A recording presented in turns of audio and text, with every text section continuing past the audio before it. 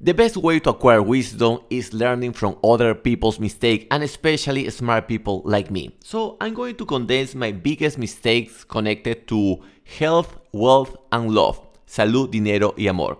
And I can tell you by experience, all the people tend to make the biggest mistake of putting too much attention in the love part of life, when actually it's the health, the foundation. You start with the health, then you go with the wealth, and at the end you should go with the love. But we're going to check that later on this episode. Like the episode and leave your wisdom in the comment section.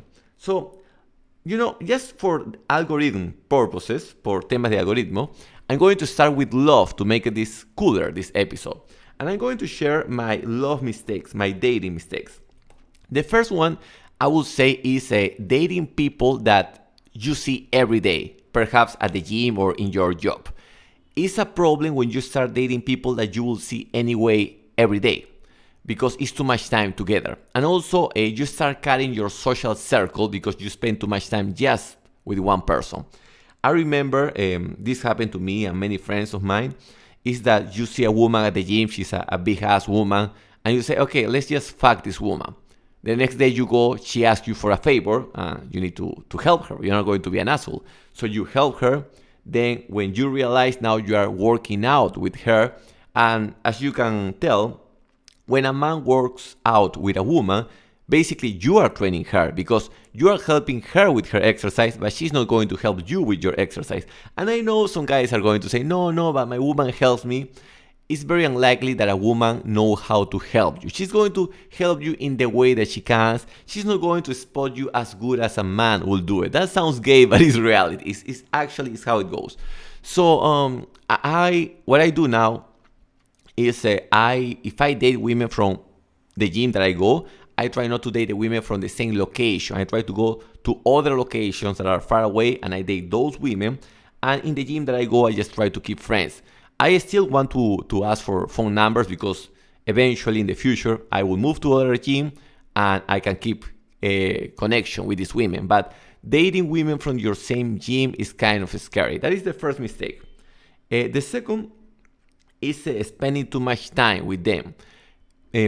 For example, now what I recommend all my people is maximum, and this is maximum, 2 dates per week, and don't keep the dates too long. Maximum 2-3 hours per date. The longer you spend with the women, first, the more similar that you're going to become. Now your personalities are going to kind of like a Dragon Ball. You're going to do like a fusion. She will start losing interest in you because you're going to look more like her. The other problem is that you will stop paying attention to your projects because now you are more interested and more distracted with her. So maximum, I would suggest 2 dates per week.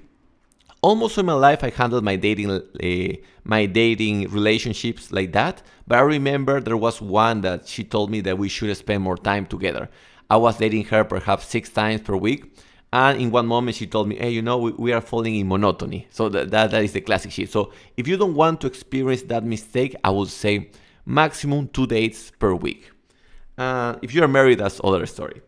And the other one that I would say is remember that you shouldn't mix social circles. I know that, especially if you are dating like a big ass woman or a nice, like a model woman, you want to flex her with all your people.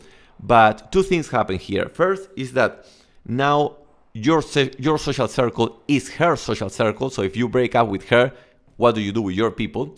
And the other one is that you never know how virgin are your friends. Now you can tell that a lot of your friends, maybe they haven't had sex in more than 2 or 3 years. So for them, the only pussy that they feel, and they feel that that's the word, that is close to them is your girlfriend, tu flaquita. So they will start talking shit about you, even if they are good friends. Sometimes when balls are heavy, you can never expect what a man will do. So basically, those were my dating mistakes. I will try to make it fast because this is a new YouTube channel and they only allow me 15 minutes. So I will do it fast. But before, as always, más 51 9890 23 986. If you want to join my community Baltanet, you can send me a WhatsApp to that number. Let's talk about now wealth. We were talking about love. Let's talk about wealth. In wealth, I will put together business and investing. In business,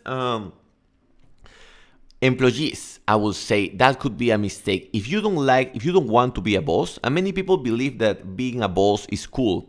It's not that cool because, how can I say it? It's very unlikely that your employees will like you because one day, for example, they will have a problem with their family or their couple and they will start making mistakes and you will call them out. Hey, please do your shit.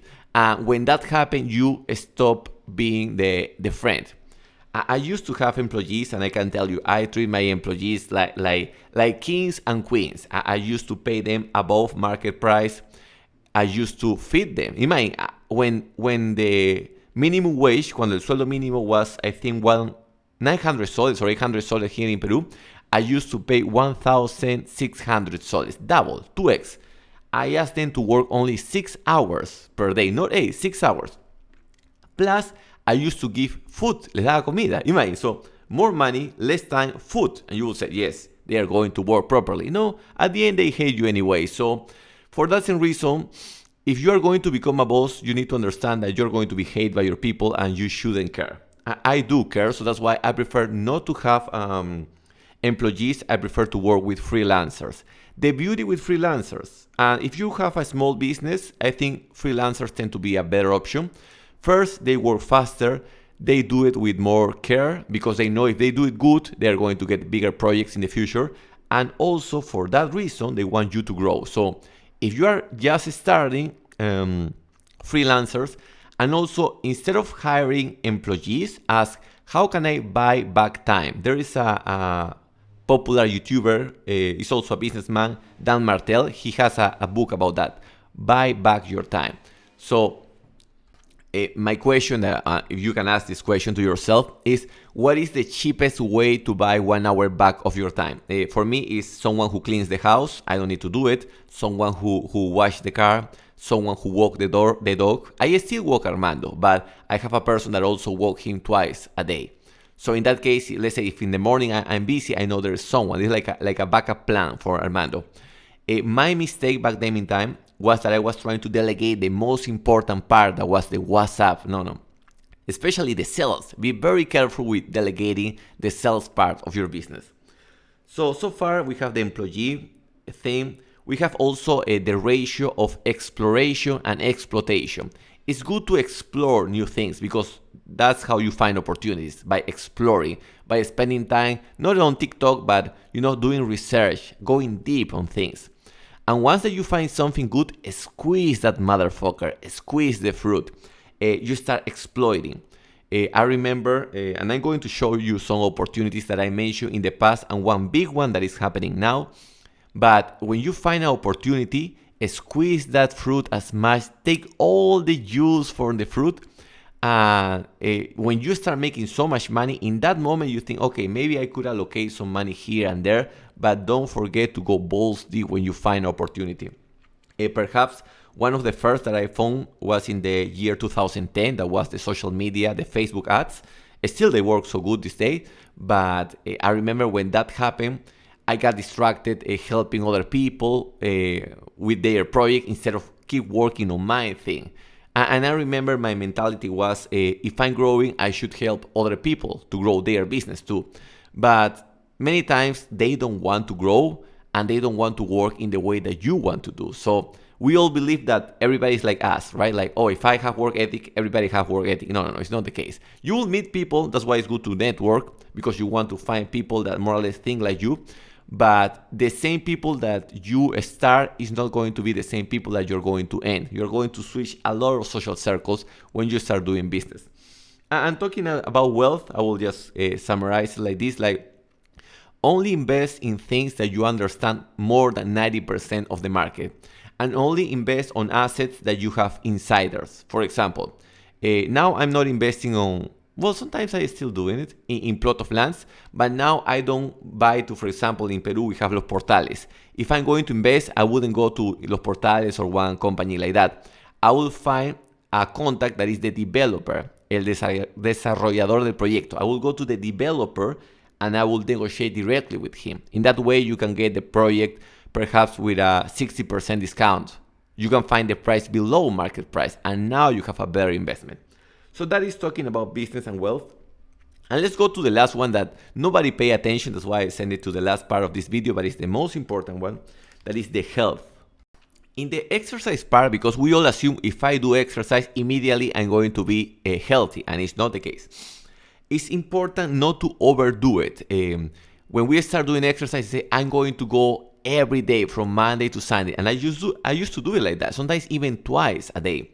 But what happens is that you start to reduce intensity because you are burning yourself out. And second is that there is no need. If you go 5 times per week, even 4 times, but with a good training partner, that is good enough. So that is the first tip that I can share with you. The second is we need to have a clear objective. So many times, for example, when you are doing exercise, you say, I want to look good, but also I want to be strong. I want to be ripped, but I want to be big. I want to also play soccer. When I was doing exercise, I remember I was doing also strongman exercises. And they were cool exercises. I like the sport. But it's not healthy to do weight for powerlifting and at the same time practicing other sport. If you ask me what is the fastest way to get injuries, is do other sport and also do weightlifting like a power lifter will do. So that's why it exists functional training. The idea of functional training is you do weights to support your sport. You don't mix the two, because if you mix the two, you will have a lot of problems. And that's why you want to have a clear objective. I remember when I was doing arm wrestling, I started to develop a huge belly. Why? Because there are some sports that doesn't allow you to burn that many calories. So that's why you need to optimize or for performance or for aesthetics. And if you want to have like a hybrid, you need to learn and read your body, understand when you are overtrained. So let's say if you want to practice soccer and go to the gym, perhaps 3 days of soccer per week and 3 days of gym. But also when you go to the gym, you cannot go that hard, because then you have the chance of injuring your knees or any joints. And that's related with exercises. And related with diet, I would say I used to drink milk. Now I don't drink milk anymore. I'm talking about cow milk, no man milk. Also, no more protein bars, even though they are very tasty, protein bars, but they are not healthy for you. Try to avoid everything that is processed. Try to go as organic as possible. Something that I like doing now is dark chocolate, but 0 sugar, totally dark, bitter as fuck. In the morning, my dark chocolate with my coffee, that's the best way. I think that is one of my biggest secrets. That's why I'm so smart, because dark chocolate, coffee in the morning, fasting allow you to think, like your brain flies. If I try to do this after my first meal, I can't. So I can do this type of videos during fasting. The last thing connected with health, I mean, I'm trying to just summarize as much as possible, but it's try to be happy. Sounds silly, but if you are happy, it doesn't mean that you will never fall sick. It's not that you are going to be, I can just have sex naked and I'm never going to get AIDS. No, it's not like that. But when you are happy, you kind of reduce the chances of scaling any disease. You get sick less time in your life. I think the immune system with your state, with your mental state, is very connected. So that's why try to keep it cool. There is a word that I learned from my friend Pierre. I record a video with him. But there is another word that is not happy, it's content. Content is like you are good with everything that is happening in your life. So I was going to give 2 extra wisdom nuggets, but we are running out of time. We only have 15 minutes. Remember this. The trick for happiness is having your expectations as low as possible. When you have low expectation, whenever something happens a little bit above that, you are happy. You are dating a woman, you are not expecting loyalty, but now it turns out that she's kind of loyal, because I don't believe in 100% loyalty, but if she's kind of loyal, wow, that's kind of cool. You have a new friend, you realize that he doesn't betray you, he doesn't talk shit about you. Fuck, I was not expecting that. So don't expect too much from society. I would say that is one of the secrets from happiness. I hope you enjoyed this episode. Más 51 9890 23 986. Spread the word, tell the people to go to Spotify and also to YouTube and search my name, Uncle Balta.